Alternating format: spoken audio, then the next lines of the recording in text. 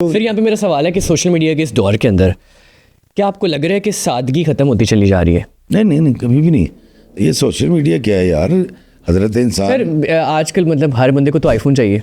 नहीं चाहिए, ये हम कह रहे हैं, आप कह रहे हैं, आपको लगता है ऐसा है क्योंकि आप इस तरह की वीडियोस देख चुके हैं जिसमें कहा जाता है सोशल मीडिया ने बेड़ा गर्क कर दिया और तबाही लग गई।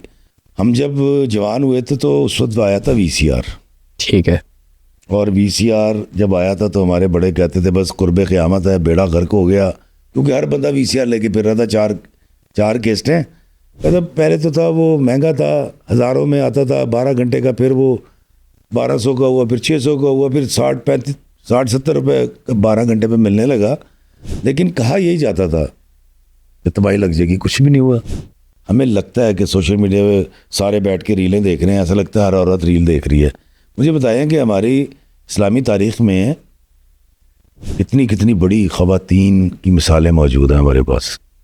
हम रिसेंट टाइम में जाएं तो बानो कुसिया जैसी लिखारी और शौहर से मोहब्बत करने वाली एक शफीक खातून, अभी उनकी डेथ हुई कुछ अरसे पहले, कुछ साल पहले। अगर एक बच्ची ने बानो कुसिया को देख कर वो ज़िंदगी नहीं अपनाई, उसने दीन इस्लाम की बड़ी बड़ी ख़वातीन की ज़िंदगी को देख कर अगर वो ज़िंदगी नहीं अपनाई, तो आपका क्या ख्याल है कि टिकटॉकर को किसी को देख कर जिस पे लोग एतराज़ करते हैं लड़की वो करने लग जाएगी?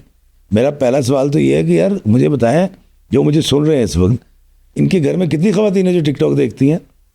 कोई भी नहीं। वो तो बेचारे छोटी छोटी उम्रों के बच्चे वो देख लेते हैं, थोड़ा सा हम जैसे बाबे कुछ थोड़ा सा देख लेते हैं। तीसरी बात यह है कि ये हो ही नहीं सकता कि एक औरत किसी ऐसी औरत को जो टिकटॉक पे बैठ के लाइव अमीर हो गई वो भी बैठना शुरू कर दे। सर हर घर की अपनी नॉर्म्स हैं। बिल्कुल ऐसी। सबसे बड़ी बात, हमारे खित्ते की औरत का अपना करैक्टर है और वो किरदार बड़ा मजबूत है। बेशक। जिसने हमारा मुआशरा संभाल रखा है, जिसने आपको जवान किया, जिसने मुझे पैदा किया, जवान नस्ल की तरबियत करनी है, तो वो औरत किसी टिकटॉकर को देख के ऐसा नहीं होगा।